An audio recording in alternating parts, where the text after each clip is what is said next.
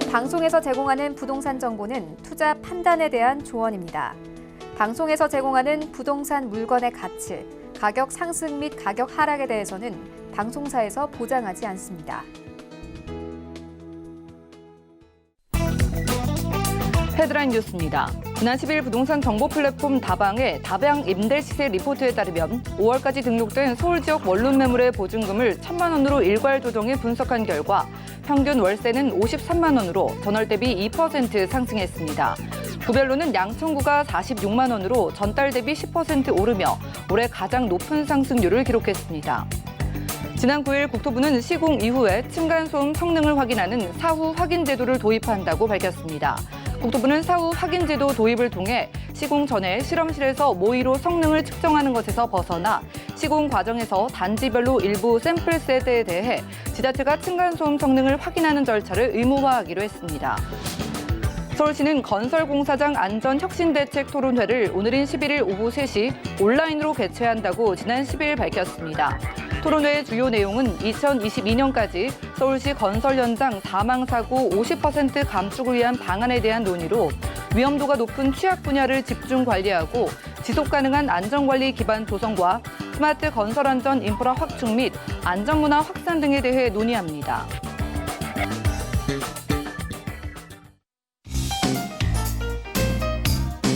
안녕하세요. 손에 잡히는 부동산 정보, 부동산 올인원의 민채합니다. 한 부동산 정보 플랫폼의 조사 결과에 따르면요, 서울의 원룸부터 3룸 매물의 월세 보증금이 강남을 비롯한 특정 지역에서 오름세를 보인 것으로 나타났습니다. 이에 대해 조사 관계자들은요, 강남권 아파트의 전세 수요가 단독이나 다가구, 다세대 연립 등의 전월세 수요에 영향을 미친 것으로 분석한다고 하네요. 오늘 부동산 올인원과 함께 하시면서 맞춤 투자 계획 세워보시고요. 아래 전화 문자 활짝 열려 있습니다.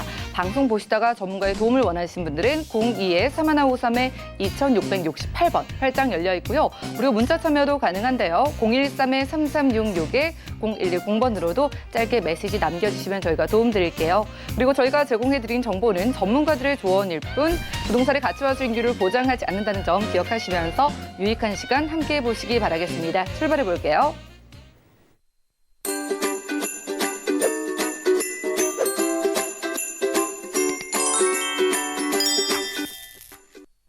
네, 오늘 부동산 올인원은 이분 모시고 함께합니다. UNS 하우징의 유재성 대표님 모셔볼게요. 어서 오시죠.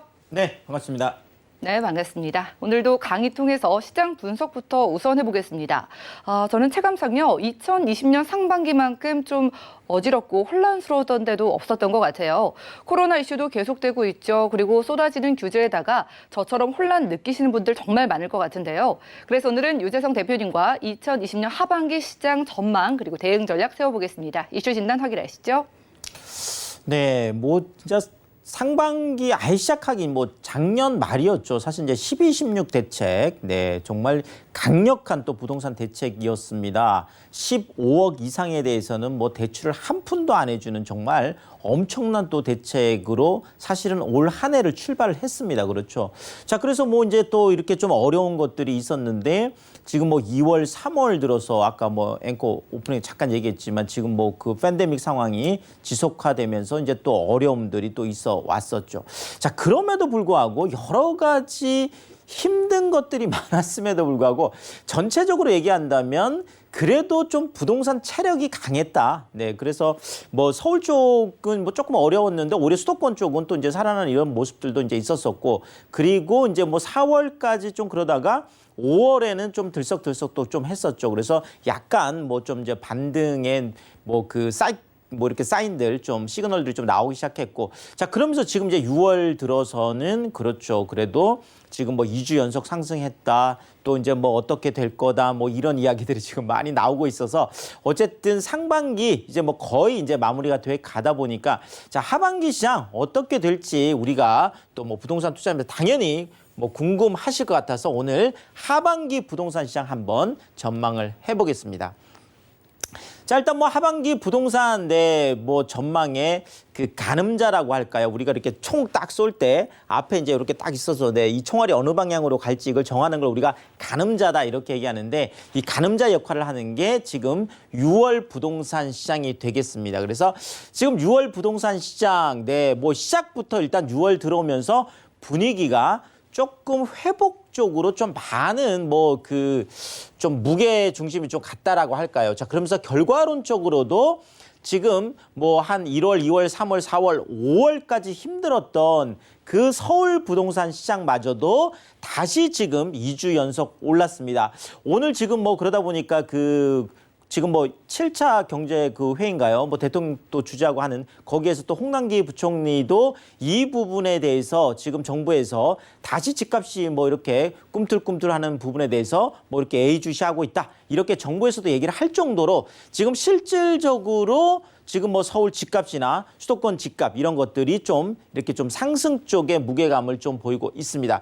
특히나 지금 강남 3구 같은 경우에도 지금 지난주 지금 주간 변동률을 보자면 강남구도 지금 0.02%가 올랐습니다. 그러니까 서초나 송파가 이제 먼저 회복이 됐다가 강남구가 이제 가장 늦었는데, 어쨌든 강남구도 상승 쪽으로 지금 들어오면서 강남 3구 전체 자체도 지금 상승 전환이 되고 있는 이런 모습들이 실제로 또 나타나고 있고요. 자, 가장 또 무서운 곳은 그렇죠. 제가 천장 뚫린 이렇게 표현을 해놨는데요. 야, 정말 천정을 뚫었습니다. 보통 우리가 앵커 이펙트다 이런 표현을 우리가 많이 쓰는데요. 앵커 이펙트라는 거는 수도권에 있는 집들, 특히나 이제 준강남권 우리가 얘기하는 판교나 광교나 이런 쪽에 있는 집들도 지금 강남 쪽의 집값들의 추이를 보면서 실질적으로 이쪽에서 앵커 역할을 하기 때문에 이것이 올라가면 여기에 비례해서 한 80%, 90% 요 정도 수준에서 같이 따라 올라가거나 내려가고 이런 현상들이 나타나는 게 일반적이거든요. 자, 그런데 최근에 천장이 뚫렸습니다. 천장 뚫렸다는 건 강남 집값을 뚫었다 이렇게 볼 수도 있겠습니다. 왜냐하면 강남 집값이 수도권 집값에 거의 천장 역할을 하거든요. 자, 그런데 지금 수도권 쪽에 지금 가장 그 핫한 곳이 지금 판교역 바로 앞에 있는 그 프로지오라는 바로 그 아파트죠. 거기 지금 30평대가 20억을 넘어가면서 잠시를 추격하는 게 아니라 잠시를 넘어서는 이런 모습들이 나타났고요. 지금 광교 같은 경우에도 거의 한 18억까지 왔으니까 대단하다고 보여지고, 더더구나 지금 광교의 그 중 S클래스 그 아파트 지금 전용 129제곱미터 같은 게 21억에 지금 실거래가 되면서 이제는 판교 동생 광교 이렇게 얘기도 좀 쑥스러울 정도로 그렇죠. 지금 판교나 광교 이런 쪽에 수도권 쪽에 신축 아파트 값들이 지금 거의 천장을 뚫고 잠시를 넘어서고, 지금 광교 같은 경우에는 마용성, 그렇죠. 마포, 용산, 성동 이런 마용성을 지금 넘어서는 이런 어떤 현상들이 지금 나타나고 있습니다. 그래서 정말 역대 최고가를 경신하는 모습들이 속속 지금 나타나고 있습니다. 자, 근데 이렇게 판교나 광교나 이런 쪽들뿐만 아니라 지금 안산, 그렇죠. 신안산선 이슈들 있죠. 오산, 남양주, 광명, 의왕, 인천, 송도도 대단하죠. 최근에 지금 고양까지도 좀 들썩들썩하고 있는 이런 모습들을 보이고 있습니다. 이 순서대로 지금 쭉 올라와 있는데요. 결국 지금 이렇게 서울은 서울 집값대로 지금 하락을 끝내고 지금 반등 터닝 포인트에서 상승 쪽으로 방향을 지금 잡은 것 같고요. 수도권 쪽에 지금까지 예전에는 단순하게 서울의 풍선 효과 정도 아니면 서울 쪽의 키 맞추기 정도로 이야기됐던 준강남권에서 아주 그 새 아파트들 입지가 좋은 이런 곳들 같은 경우에는 오히려 지금 강남권을 넘어서고 있는 이런 모습들까지 나타나고 있고요. 자, 그러다 보니까 그 주변에 있는 다른 그 수도권 쪽에 지금 집값들까지 좀 들썩들썩하는 이런 모습들. 자, 그러니까 지금 하반기 출발 자체가 회복에 대한 기대감이 아니라 아예 그냥 회복의 시그널들이 구체적으로 지금 나타나고 있는 이런 모습들을 지금 보이고 있다, 이렇게 말씀을 드리겠습니다. 자, 지금 이렇게 되다 보니까 당연히 추가 규제 얘기가 당장 나오고 있죠. 지금 정부에서 지금 계속 얘기를 하고 있는데 지금 이미 발표된 것만 좀 말씀을 드리면은요. 자, 분양권 전매 제한 이제는 그렇죠. 뭐 수도권 전역이 다 되겠습니다. 과밀 억제 권역뿐만 아니라 성장 권리 권역, 그다음에 지방 광역 지금 그 중심지, 더더구나 지금 지방의 공공택지 같은 경우에도 1년에서 3년으로 늘어났으니까 이제 거의 대부분의 분양권은 묶였다, 이렇게 보시면 될 것 같고요. 자, 종합부동산세 20대 국회에서 결국 처리하지 못하고 21대 국회로 넘겼습니다. 그래서 당연히 물론 적용 자체는 이번에 바꾸더라도 내년 6월 1일이 돼야 되겠지만, 그래도 어쨌든 종합부동산세가 요율이 높아진다라는 거는 또 지금 내년을 뭐 이렇게 바라보면서 하는 그런 상황이다 보니까 당연히 또 이제 영향을 미치겠죠. 자, 또 하나가 지금 가장 뜨거운 주택임대차 3법이 되겠습니다. 지금 뭐 전월세 신고제는 거의 뭐 이견 없이 가는 것 같고요. 여기에다가 지금 가장 요즘 뜨거운 게 계약갱신 청구권이죠. 지금 뭐 정부에도 법안이 지금 여당 쪽에도 갈리고 있어요. 지금 한쪽은 2+2에서 지금 뭐 거의 그 2년 살고 나서 2년 더 하는 거. 또 이제 뭐 다른 쪽에서는 아예 그렇게 하지 말고 그냥 무제한으로 그냥 살고 싶으면 계속 살게 해주자. 뭐 이런 이야기들이 지금 나오고 있고, 또 하나가 지금 뭐 이제 그 상한제, 임대료 상한제 얘기죠. 자, 이런 것들이 지금 뭐 21대 국회 지금 시작하자마자 6월에 확정이 되면 뭐 분양권 전매 같은 경우는 한 8월 정도 될 것 같고요. 그러니까 대부분이 지금 8월 뭐 7월, 8월 요때쯤 되면 어느 정도 이런 것들이 가시권 안에 들어올 것 같습니다. 자, 그런데 규제만 또 있는 게 아닙니다. 당연히 이렇게 6월 쪽에 규제가 예고돼 있음에도 불구하고 상승 랠리를 가는 거는 호재들 때문에 또 그렇습니다. 자, 3기 신도시 그렇죠. 지금 뭐 어쨌든 패스트 트랙에 올려놓고 지금 뭐 빨리 진행을 한다라는 거는 그만큼 지금 토지 보상이 빨라진다는 얘기거든요. 그러면 30조 정도의 토지 보상금 당연히 또 부동산 쪽으로 들어오겠죠. 여기에다가 지금 3기 신도시는 대부분이 다 뭐 3호선 연장, 9호선 연장, 뭐 지금 뭐 이쪽에 뭐 2호선, 뭐 7호선, 그렇죠. 아니면 또 GTX A, B, C, 뭐 또 D노선까지 신안산선. 자, 3기 신도시는 대부분이 이런 수도권 쪽에 있는, 서울 쪽에 있는 그 지하철들이 수도권으로 연장되는 효과가 있고, GTX 같은 광역 급행 철도가 또 같이 맞물려 있기 때문에 철도 호재, 그다음에 토지 보상금 호재 지금 더블로 지금 가고 있는 상황이에요. 자, 국제교류 복합지구 지금 뭐 용산에 이어서 지금 잠실 쪽도 뭐 묻겠다는 얘기가 나오는 이유가 그만큼 뜨겁기 때문에 그런데요. 지금 뭐 그 현대 글로벌 빌센터뿐만 아니라 지금 영동대로 지하공간 통합개발 이 부분들 지금 착착 진행되는데, 지금 하나 남아 있었던 잠실 마이스 복합단지 같은 경우에도 지금 하반기, 그러니까 올해 안에 민간 사업자 선정하겠다고 지금 서울시가 발표했잖아요. 자, 그러면 완전히 지금 궤도 안으로 들어가는 거거든요. 엄청나게 지금 큰 임팩트를 가져올 것 같습니다. 자, 여기에다가 지금 재건축, 재개발 대여들, 지금 뭐 반포 3주구 또 삼성 쪽으로, 삼성물산 쪽으로 결정이 됐죠. 대부분 이제 레미안타운이 또 되겠죠. 여기에다가 지금 뭐 재개발 같으면은 지금 함남 3구역 같은 경우에도 어쨌든 지금 시공사 선정이 되면 또 분위기가 또 달라지는 거거든요. 자, 뭐 지금 뭐 목동 쪽이라든지 지금 다들 뭐 여의도도 마찬가지고 지금 뭐 안전진단 이런 것들 얘기 나올 때마다, 더더구나 지금 공공재개발 쪽에 지금 성북이라든지 장위 이쪽도 지금 얘기되다 보니까 이런 이슈들이 터질 때마다 부동산 분위기는 좀 달라질 것 같습니다.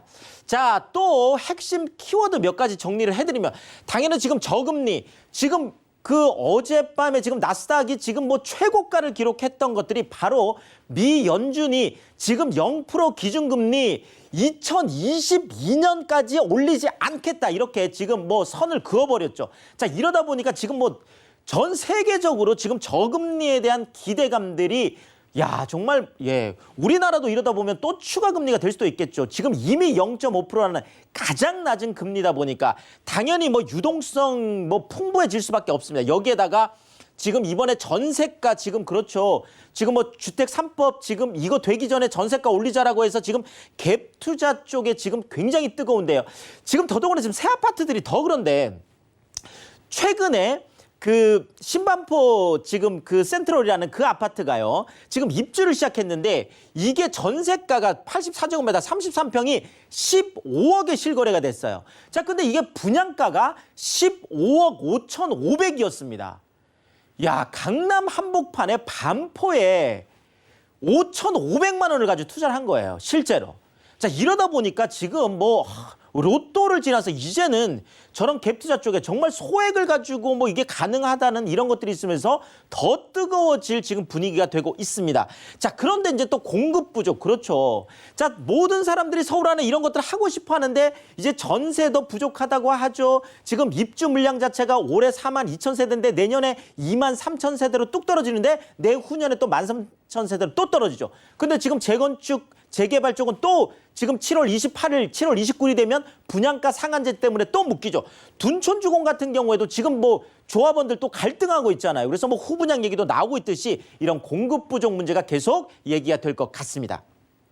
자, 결국 뭐 하반기 쪽에 좀 유망한 것들 몇 가지 말씀을 드리면 당연히 뭐 신규 아파트 청약 쪽은 올 하반기에도 특히나 서울 안에 있는 이런 것들은 계속 뭐 뜨거울 수밖에 없겠습니다. 이 부분들 더더구나 분양가 상한제가 되면 더 낮아지거든요. 자, 그러면 정말 로또, 슈퍼 로또가 되는 거죠. 자, 또 6억 미만 소형 아파트, 9억 미만 쪽인데 6억 쪽이 더 많이 올라가겠죠.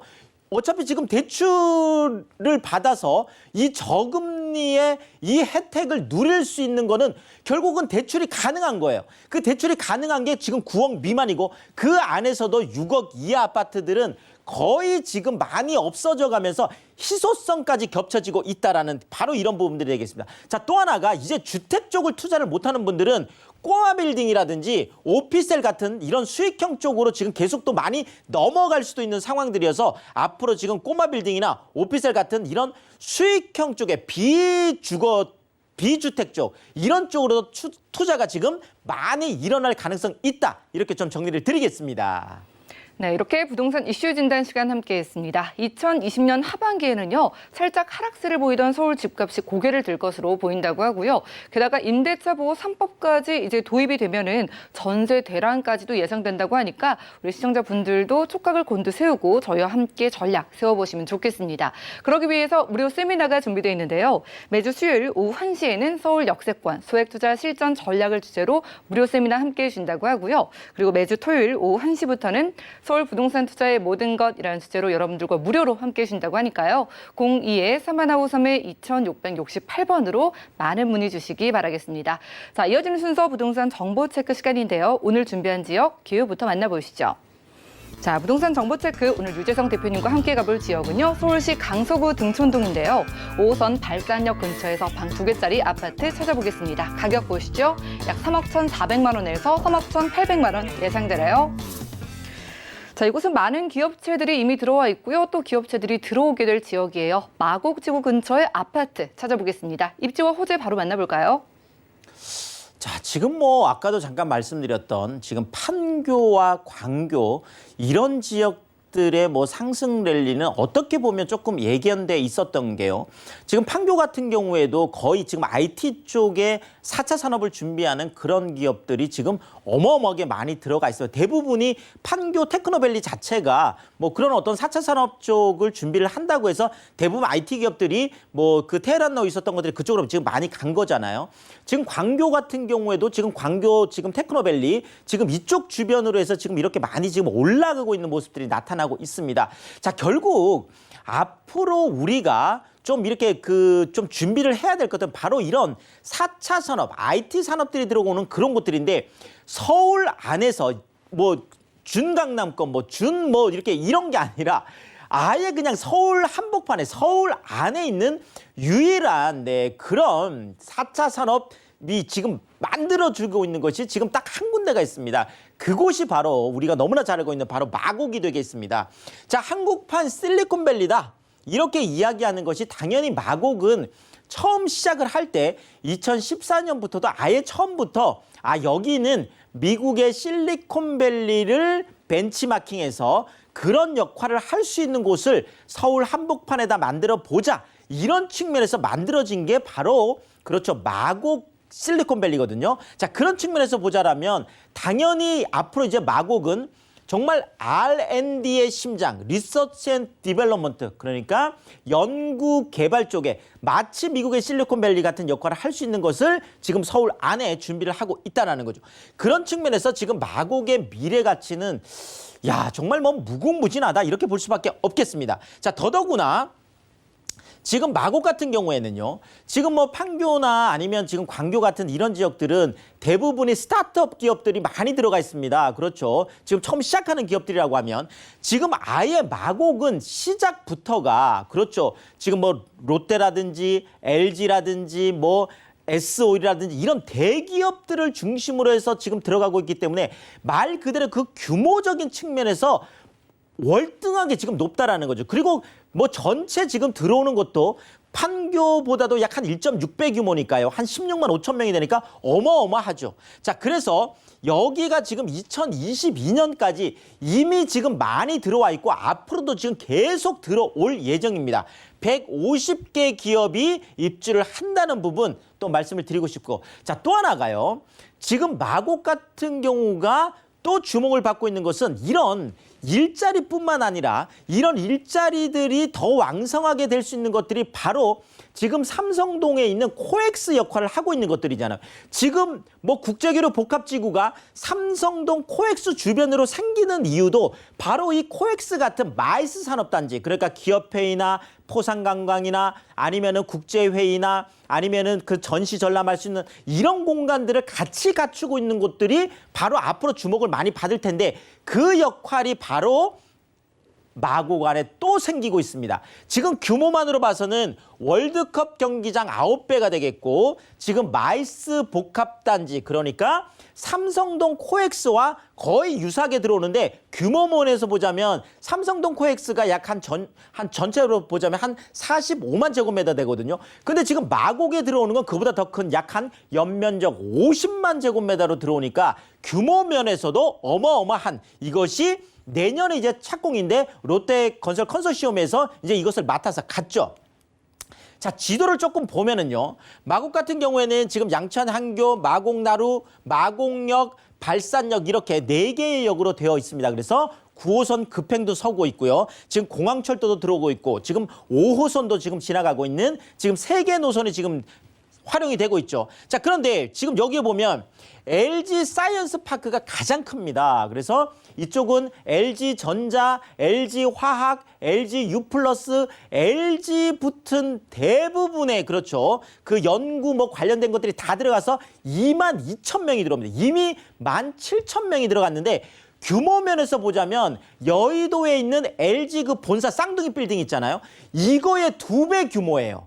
4조 원 규모에서 지금 어마어마하게 지금 들어가 있기 때문에 앞으로 뭐 이 대기업에서 얼마나 관심을 주는지 알 수 있는 대목이 되겠고 여기에다 코롱, S-오일, 이랜드, 오스템, 넥센, 롯데중앙연구소 뭐 2대 서울병원까지 뭐 서울식물원까지 정말 뭐 안 갖춰진 게 없습니다. 자, 여기에다가 지금 마이스 특별계획구역 안에 지금 삼성동에 있는 코엑스보다 더 큰 규모로 호텔, 컨벤션, 쇼핑센터 이런 것들이 또 어마어마하게 또 들어가게 되겠습니다. 자, 그런데 지금 마곡은 아파트들은 대부분 이쪽 왼쪽 편으로 되어 있습니다. 자, 그런데 오른쪽 편에 1, 2인 가구들, 마곡에서도 1, 2인 가구들이 들어갈 수 있는 바로 그 집들. 뭐 안에는 전부 다 대부분이 다 일자리들이 있으니까 그렇죠. 그런데 도로 하나를 사이에 두고 바로 오른쪽 부분, 지금 여기를 보고 우리가 강서구 등촌동이다 이렇게 얘기하는데 바로 이 등촌동 지역이 마곡의 1인 가구나 2인 가구들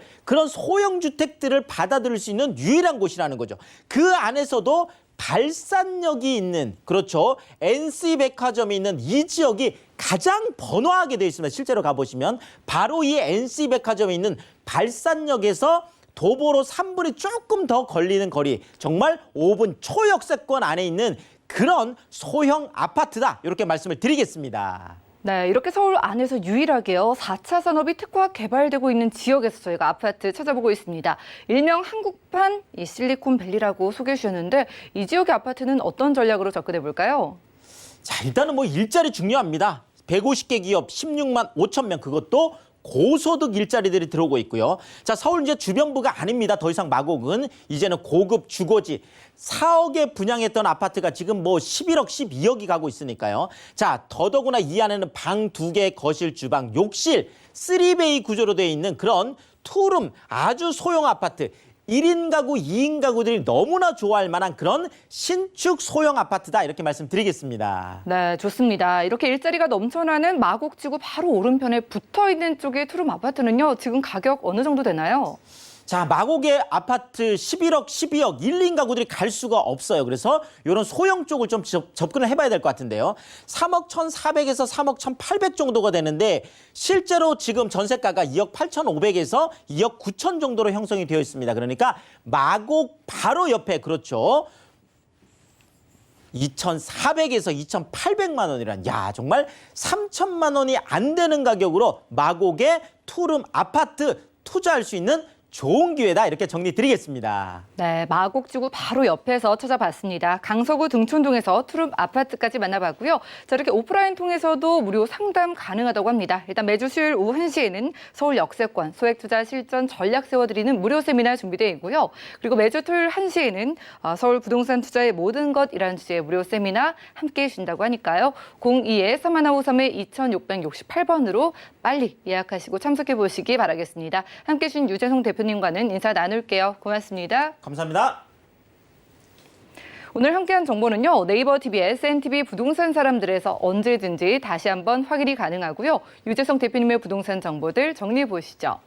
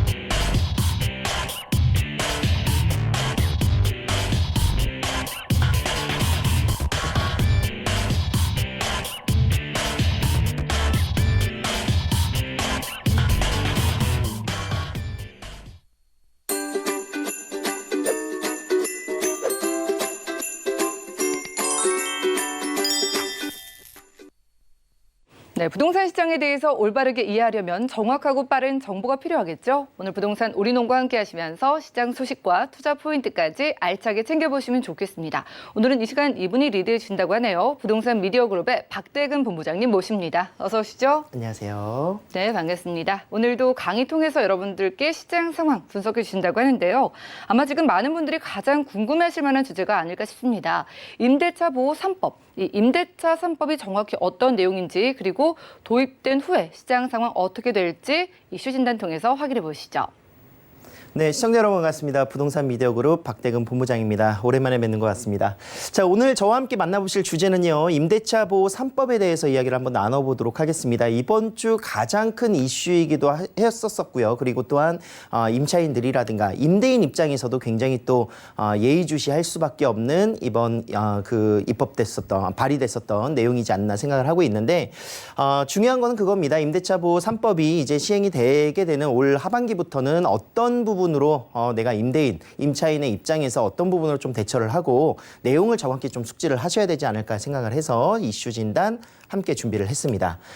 자, 세입자가 요구할 때는 전세 시장에 있어서 전세에 무한 연장을 하겠다라는 임대차 보호 극단적인 방법이죠. 뭐 이런 내용들까지도 나올 정도로 49주차째 지금 현재 임대 가격, 전세값이 계속 상승하고 있던 시장들을 안정화시키기 위한 그런 내용들이지 않나 생각을 하고 있습니다. 뭐 임대료를 인상하는 제한을 두고 있는 이런 부분들이라든가 또는 신고를 해야 되는 신고제 그리고 또한 이제 그런 보호를 위해서 갱신을 할 수 있는 청구권들 그런 내용들이 주된 내용인데요. 한번 살펴보도록 할게요.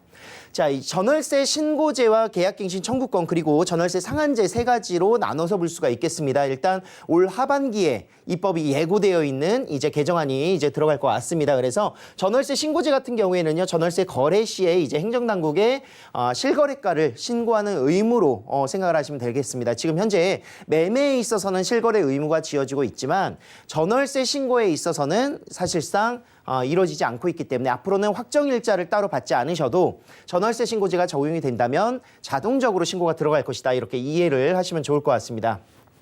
특히나 또 이제 전월세 시장의 제도권으로 이제 편입을 할 수 있다라는 점과 그리고 임대 수입이라든가 이런 부분들을 정확하게 명확하게 다 오픈할 수밖에 없기 때문에 그런 공평 과세의 그런 가장 중점이 되지 않을까 생각을 하고 있고요.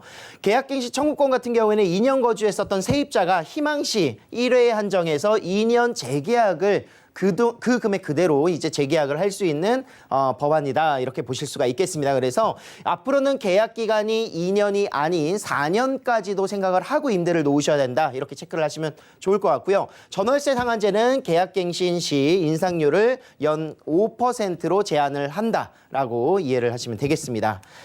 자, 임대차 보호 3법이 진행될 때 시장에 어떤 효과들이 나타날지를 한번 살펴보도록 할게요. 일단은 가장 기본적으로 왜 이런 법들이 나왔는지를 보셔야 될 것 같은데 지난 작년이죠. 주거실태 조사가 이번 6월 1일에 발표가 됐습니다. 임차인들에 대한 월 소득 대비 임대료가 이제 0.6% 상승을 해서 최고가를 기록을 했고 소득 대비 20%가량이 지금 현재 임대료, 주거의 비율로 나가고 있다 이렇게 이해를 하시면 될 것 같습니다. 48주가 아닌 49주 차째 지금 현재 연속적으로 이번 주까지 상승을 하고 있다는 점 그리고 또한 세입자의 주거 안정의 그런 보호 목적이 가장 크다 이해를 해주시면 되겠습니다. 자, 사실은 좋은 방향이고 내용들입니다. 하지만 이제 부작용도 분명히 생길 수 있는 영향들이 있을 거라고 이야기를 하고 있는데요. 자, 그 이유 중에 하나는 급격하게 전세 가격이 상승할 수 있겠다. 그 이야기는 이제 2년이 아닌 4년이기 때문에 4년 예정 임대료 상승분 특히나 인기 있는 지역들 누구나가 선호하는 지역들 뭐 주거지가 형태가 뭐 그런 학군의 우수한 점이라든가 또는 업무타운의 접근성, 개발이 앞으로 지속이 될 것 같은 그런 개발 예정지 이런 지역들은 굉장히 급격한 전세 상승분을 좀 보실 수가 있을 것 같고요.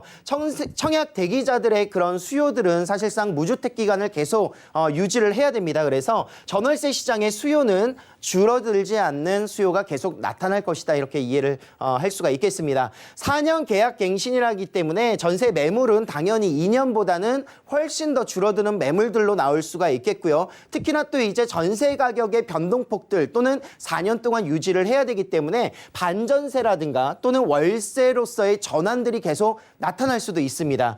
임차인들이 그 피해를 당연히 가져갈 수밖에 없는데 그 이유 중에 하나가 지금 현재 강남 쪽 라인에서 계약되고 있는 내용들을 보시면은 보증금에서 조금 보증금을 뭐 5천이든 뭐 1억이든 조금 낮추면서 이제 10만 원, 20만 원 정도의 월세, 반전세로서의 전환이 빠르게 일어나고 있는데요. 임대인의 그런 부동산 세금이라든가 또는 보험료, 이제 의무적으로 세금 신고가 납부가 되기 때문에 과세적인 부분에 있어서 이제 뭐 지역가입자로 전환되는 분들이 굉장히 많을 겁니다. 그래서 의료보험이라든가 이런 보험료의 부담들을 월세의 일정 부분으로 충당하고자 하는 조세 정가가 또 나타날 수 있다는 겁니다. 그래서 이런 부분들을 좀 생각하셔야 되는데 이렇게 된다면 임차인은 과연 어떤 피해를 보게 되느냐. 지금 현재 20% 정도의 주택에 있어서 소요되고 있는 비용들이 앞으로는 이런 월세라든가 전세 시장의 강세로 인해서 가격이 더 올라가게 된다면 내 자본금과 전세자금 대출로도 충당이 안 된다면 월세로의 전환도 분명히 나타나게 될 거라는 거죠.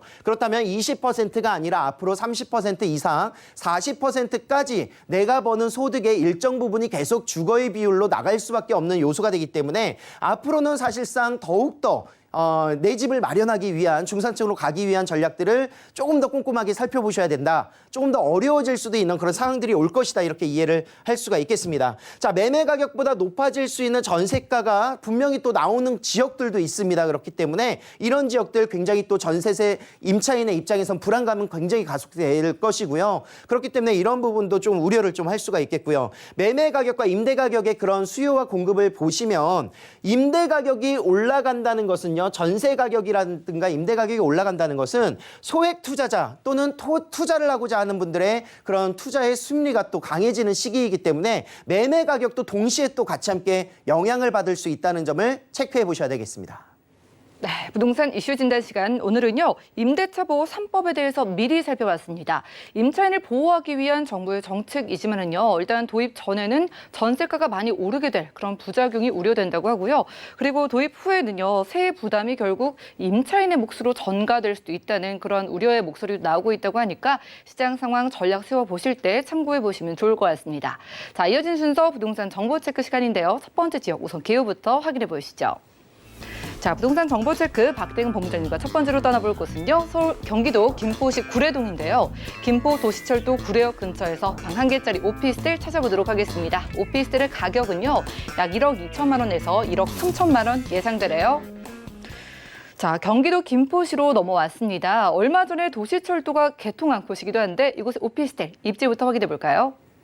네, 맞습니다. 이곳 같은 경우에 이제 김포 신도시로 이해를 하시면 되겠는데요. 김포 신도시의 1단계와 2단계 그리고 3단계까지 지켜봤을 때 서울권과 가까이 가장 접근해 있는 지역들이 주거지로 선호도가 높기는 하지만 지금 현재 3단계 복합 업무지구 같은 경우에는 중심 상업 업무지구가 조성되고 있는 단계입니다. 그렇기 때문에 주거의 비율보다는 이제 상업지의 비율이 굉장히 또 높게 올라갈 수 있는 요소가 있습니다. 그래서 주거의 그런 투자자의 역할에 있어서는 이런 지역들이 앞으로 올라갈 수 있는 그런 확률이라든가 또는 지가의 상승분이 충분히 예상될 수 있는 지역이다 이렇게 보시면 되겠습니다.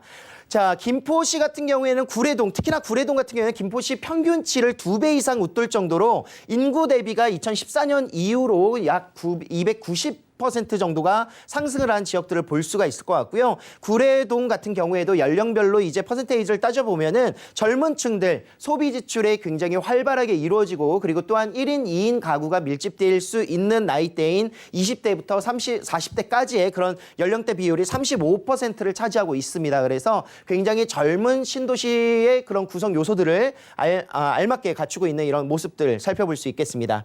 자, 상업과 업무 중심 지구에 위치하고 있으면서 이곳에 오피스텔이 위치하고 있는데요. 이곳 같은 경우에는 코너변에 위치하고 있는 정말 그런 개방감이라든가 이런 접근성이 굉장히 우수한 점들도 있겠고 아파트와는 다르게 또한 소형으로 이루어져 있기 때문에 소형 수요층들의 그런 니즈를 만족할 수 있는 공급이다. 이렇게 정리를 합니다. 특히나 또 이제 이 지역의 가장 큰 특징으로는 김포 도시철도가 이제 개통을 작년에 했기 때문에 굉장히 빠르게 접근할 수 있는 이런 장점들 앞으로의 김포 신도시의 집가 상승에 큰 지대한 역할들을 할 수 있는 요소들이고요. 거기 더불어서 인천 2호선의 연장선 사업이라든가 또는 제2외곽 순환고속도로 이번에 또 나오고 있는 5호선의 연장 한강선 같은 경우에도 큰 개발 호재로 입지가 더욱더 단단해지는 그런 요소들을 가져가고 있습니다. 자, 이 지역 주변에 지금 직장인들의 수요층만 하나도 약 1,400여 개 회사들이 지금 종사자 수만 2만여 명이 기록되고 있는 김포 골든밸리가 또 위치하고 있는 지역입니다. 많은 그 주변에 산업 업무단지뿐만이 아니라 이 지역의 직장인들의 수요층들 굉장히 풍족하게 구성되고 있고요. 구례지구라든가 장기지구 같은 경우에도 지금 지식산업센터의 그런 근로자 수들이 계속 늘어나고 있는 지역이기 때문에 이 지역의 수요층 굉장히 탄탄한 뒷받침을 하고 있는 지역이 되겠습니다. 직주 근접성의 수요와 그리고 신축 오피스텔의 대기 수요들이 중심 상업 업무지구 내에 위치하고 있는데요. 이 지역의 주변에 갈 수 있는 아파트보다는 오히려 이런 지식산업센터가 구성되거나 앞으로 이런 산업들이 같이 함께 조성이 되면서 소형 평수로 이루어져 있는 오피스텔층으로 몰릴 수 있는 점을 보시면서 투자할 수 있는 부동산 물건이 되겠습니다. 네, 김포시의 탄탄한 입지부터 저희가 확인을 하고 왔습니다. 김포시 안에서도요, 인구 상승률이 구례동이 2배 이상 크게 뛰었다고 합니다. 그만큼 젊은 층들이 또 들어온다고 말씀해 주셨는데요. 이렇게 인구 유입이 되고 있는 이유가 개발 호재에 있지 않을까 싶은데 어떨까요? 자, 일단 기본적으로 그 김포 도시철도가 개통이 되면서 이 지역의 역세권인 지역으로 바뀌게 되었습니다. 그래서 역세권으로의 그런 개발 호재들 충분히 보실 수가 있겠는데 뭐 판교의 신분당선이라든가 미사 5호선으로 인해서 미사 지역들 같은 경우에도 시세 차익이라든가 시세가 빠르게 급변하게 움직인 모습들을 볼 수가 있습니다. 이 지역 역시 작년 9월에 개통을 하면서 이제 원활한 지금 소통을 같이 함께 하고 있는데 이제 뭐 일산이라든가 또는 김포라든가 이런 지역들도 서울로의 접근성이 이런 교통의 개발로 인해서 굉장히 빠르게 접근할 수 있다는 장점을 가지고 있습니다. 특히나 여기에서 끝나는 것이 아니라 제2외곽 순환고속도로의 그런 개통 소식과 함께 더불어서 영종, 송도, 청라와 연계될 수 있는 파주까지 연계될 수 있는 그런 중심 라인 축에 위치하고 있는 지역이 바로 김포다 이렇게 볼 수가 있겠고요. 거기 더불어서 앞으로의 그런 뭐 GTX D 노선의 김포 노선이라든가 또는 5호선의 한강선 예정들이 또 앞으로 나오고 있습니다. 그래서 이런 지역 지역들이 계속해서 교통 호재가 이곳을 집중할 수 있는 이유는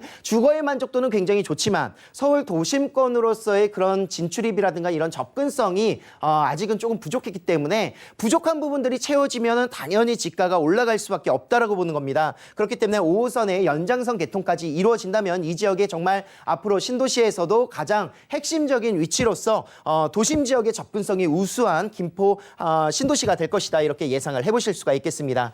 자, 영종도의 복합 리조트 클러스터 사업이라든가요 또는 그런 인천공항 그 라인들이 같이 함께 조성이 되면서 계속해서 이 지역의 그런 경제적인 파급 효과가 좋아지고 있고 주변 대비해서 굉장히 오피스텔 같은 평형대의 오피스텔 가격이 2배 이상 차이가 나고 있습니다. 가까운 뭐 20분 거리, 15분에서 20분 거리의 마곡만 하더라도 2배 이상의 가격 차이가 나고 있고요. 일산이라든가 뭐 청라 신도시 같은 경우에도 약 1,000만 원에서 5천만 원 이상의 그런 차이대를 보이고 있기 때문에 이곳 같은 경우에는 굉장히 저렴한 금액으로 투자할 수 있는 굉장히 그런 기대 수익률이 높을 수 있는 그런 지역이 될 것이다 예상을 할 수가 있겠습니다. 자, 지금 현재 서울권의 오피스텔 또는 주택, 아파트에 투자하기 어려운 부분들은 가장 중점적인 주택에 대한 규제 때문입니다. 투기 지역, 투기 과열 지역 또는 조정 대상 지역 같은 경우에는 뭐 전매의 제한이라든가 또는 이런 분양에 있어서의 그런 내용들이 굉장히 타이트하게 규제를 잡고 있는데요. 이곳은 비규제 적용 대상 지역이다 이렇게 이해를 하실 수가 있겠습니다. 오피스텔 전매가 가능하고요. 아파트 역시 전매가 가능하면서 이런 전매 제한의 그런 구성 요소가 해당되지 않기 때문에 단순 시세 차익만으로도 굉장히 투자자들이 많이 선호하고 있는 지역이기도 하고요. 앞으로의 미래 가치까지 포함을 한다면 굉장히 큰 상승을 또 볼 수 있는 투자처가 될 것입니다. 네, 오피스텔 유형을 또 주목을 하신 이유가 따로 있었네요. 특별히 철도 호재가 눈에 띄었습니다. 서울 접근성까지 이제 좋아질 걸로 보이는데 이 김포시 구례동의 원룸 오피스텔 시세 어떻게 될까요? 자, 이곳 시세는 1억 2천대라고 제가 말씀을 드렸는데요. 이제 평형대마다 지금 원룸뿐만이 아니라 뭐 1.5룸 분리형 원룸이라든가 또는 투룸까지도 구성이 되어 있고 이곳의 면적이 굉장히 넓습니다. 전체 4천여 평 정도의 그런 복합적인 오피스텔 건물로 이루어지고 있습니다. 그리고 또한 옥상에는 이제 900m 이상의 그런 러닝트랙이 생길 것이고요. 1층에는 이제 2개의 대형 그런 유로형의 그런 궁중공원이 또 생길 것으로 예상되고 있기 때문에 생활의 편리성 굉장히 좋고요. 조식 제공이라든가 이런 러닝 서비스들이 같이 함께 이루어질 것으로 볼 수 있습니다. 그거에 대비해서 가격 굉장히 우수한데요. 1억 2천에서 1억 3천만 원까지 만나보실 수가 있겠고요. 전세 시에는 1억 1천에서 1억 2천 정도 구성되기 때문에 예상 실 투자 금액 약 1,000만 원대로 투자가 가능하시겠습니다. 전매가 가능하기 때문에 사실 투자금을 회수하기는 굉장히 빠르게 이루어질 수 있는 장점을 가지고 있고요. 월세 시에는 500에 45에서 55만 원 정도 예상을 하시면서 대출 받으신다면 실투자 금액 4천에서 5천만 원이 되지 않는 금액으로 월세 수익 충분히 보실 수가 있겠습니다. 그래서 요즘은 뭐 1억 가지고 투자할 때 마땅히 없습니다. 하지만 이곳 같은 경우에는 뭐 2개에서 3개 정도까지 투자를 하신다면 충분히 노후를 1억 가지고도 생활할 수 있는 수익형 부동산이 되지 않을까 기대를 해보고 있습니다. 네, 첫 번째로는 수익형 부동산으로 저희 경기도 김포시 구례동에서 원룸 오피스텔 만나봤고요. 다음 지역도 살펴보시죠. 자, 부동산 정보체크 본부장님과 두 번째로 가볼 곳은요. 서울시 용산구 동빙고동인데요. 개통 예정인 신분당선 동빙구역 역세권에서 방 2개짜리 다세주택 찾아보도록 하겠습니다. 가격 보시죠. 약 7억 3,500만 원에서 7억 7천만 원 예상되래요. 자, 역시나 철도 호재를 바로 앞에 두고 있는 곳입니다. 용산구 안에서 동빙고동 어디쯤일까요? 자, 용산구에서 동빙고동 하면 한남 뉴타운과 인접되어 있는 지역이 바로 동빙고동입니다. 이 지역 같은 경우에 가장 큰 호재는요. 용산이라는 지자체의 그런 지역구를 좀 보셔야 될 것 같은데 용산에는 너무나도 많은 개발 호재들이 예정되어 있습니다. 지금 현재 입지적으로도 굉장히 서울권에서 어느 지역으로 빠르게 갈 수 있는 도심권이라든가 또는 영등포, 여의도, 강남권 너무나도 진출입이 용이한 장점들을 가지고 있고 뭐 강변북로라든가 올림픽대로를 타고 이동을 하신다면 서울의 권역 어느 지역으로도 30분 이내 생활권으로 갈 수 있는 지역이 위치하고 있습니다.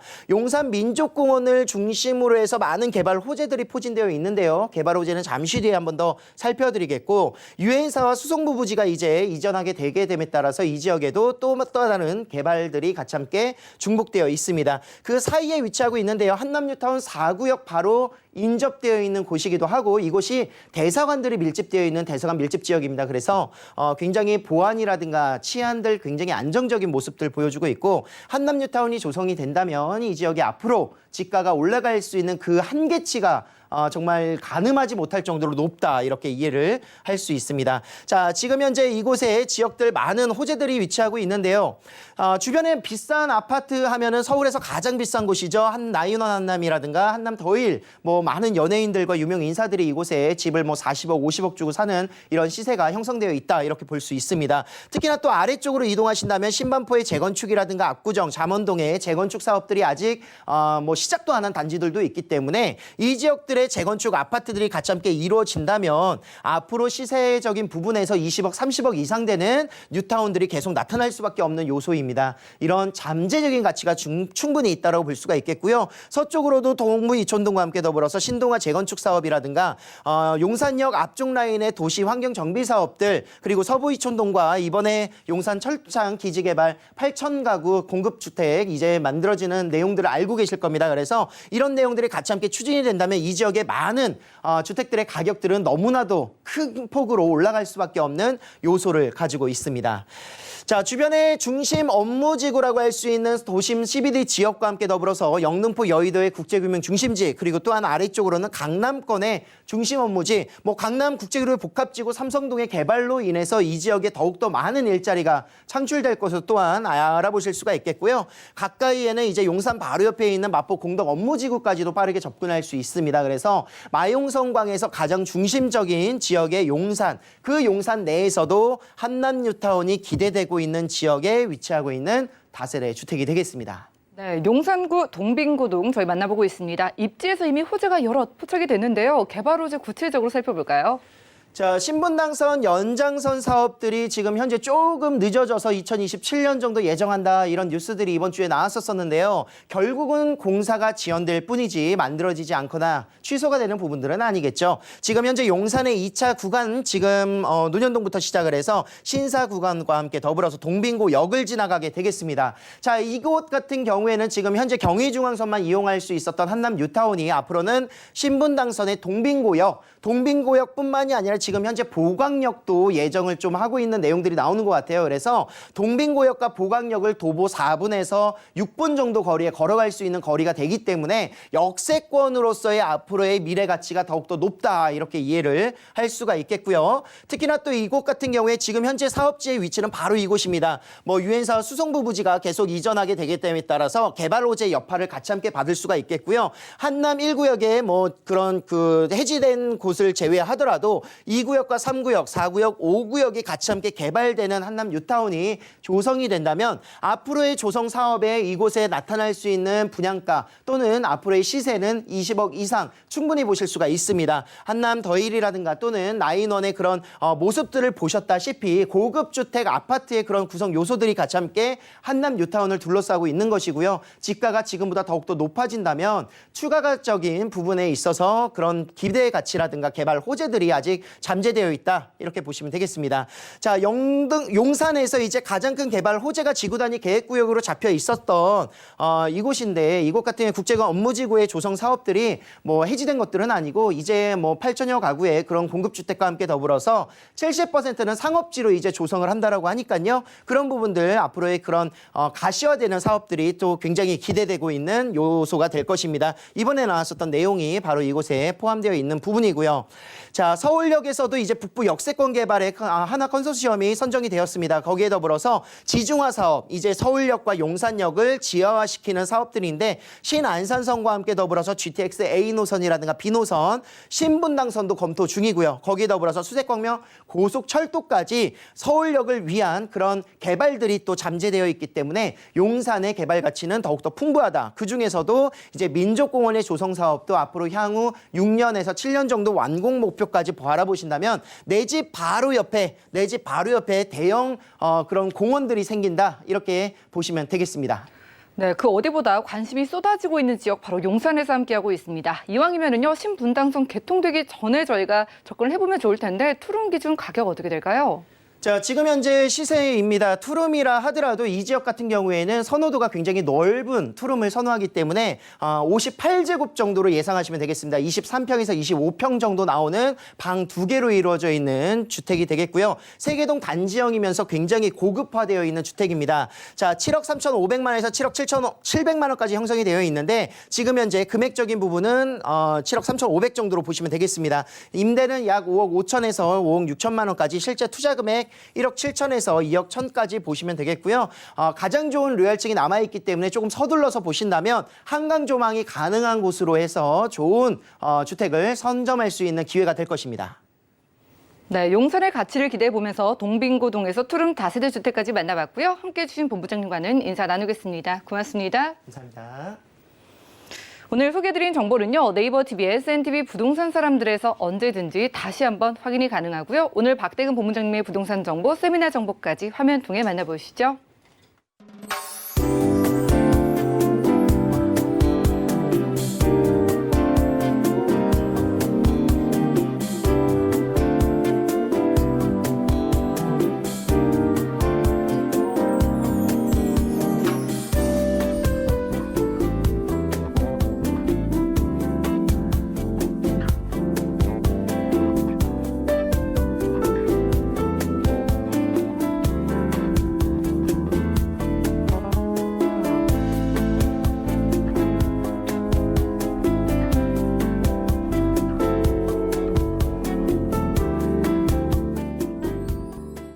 저희 방송에서 여러분들께 제공해드린 정보는 전문가들의 조언일 뿐 부동산의 가치와 수익률을 보장하지 않는다는 점 기억 부탁드리고요. 오늘 보신 방송은 서울경제TV 홈페이지 그리고 네이버 TV의 SNTV 부동산 사람들에서 언제든지 다시 한번 확인 가능합니다.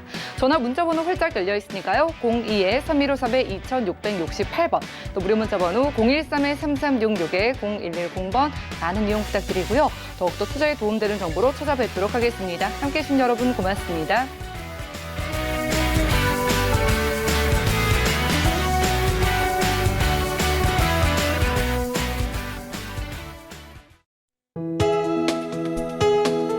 본 방송에서 제공하는 부동산 정보는 투자 판단에 대한 조언입니다.